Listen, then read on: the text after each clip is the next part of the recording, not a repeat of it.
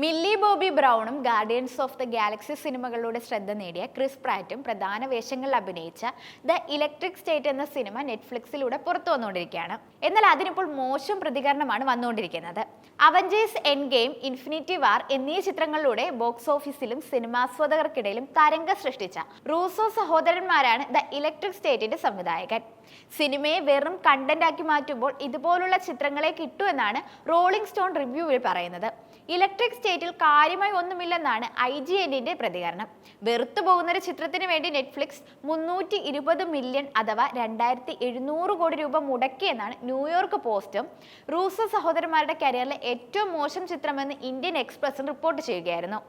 Science fiction സ്വഭാവത്തിൽ ഒരുക്കിയിരിക്കുന്ന ചിത്രത്തിൽ കാണാതായ അനുജനെ തേടി ഒരു കുഞ്ഞൻ റോബോട്ടിനൊപ്പം യാത്ര തിരിക്കുന്ന പെൺകുട്ടിയുടെ കഥയാണ് ഈ സിനിമ പറയുന്നത്. മില്ലി ബോബി ബ്രൗൺ കേന്ദ്ര കഥാപാത്രത്തെ അവതരിപ്പിക്കുന്ന സ്ട്രേഞ്ചർ തിങ്സിന്റെ 5ാമത്തെയും അവസാനത്തേതുമായ സീസണിന്റെ റിലീസ് അടുത്തു വരികയാണ്. ഈ സാഹചര്യത്തിൽ ഇലക്ട്രിക് സ്റ്റേറ്റിന്റെ വൻ പരാജയം താരത്തിന്റെ പ്രതിഫലത്തെ ഉൾപ്പെടെ ബാധിച്ചേക്കുമെന്നാണ് റിപ്പോർട്ടുകൾ. 2026 റിലീസ് പ്രതീക്ഷിക്കുന്ന അവഞ്ചേഴ്സ് ഡൂംസ്ഡേ ആണ് റൂസോ സഹോദരന്മാരുടെ അടുത്ത ചിത്രം.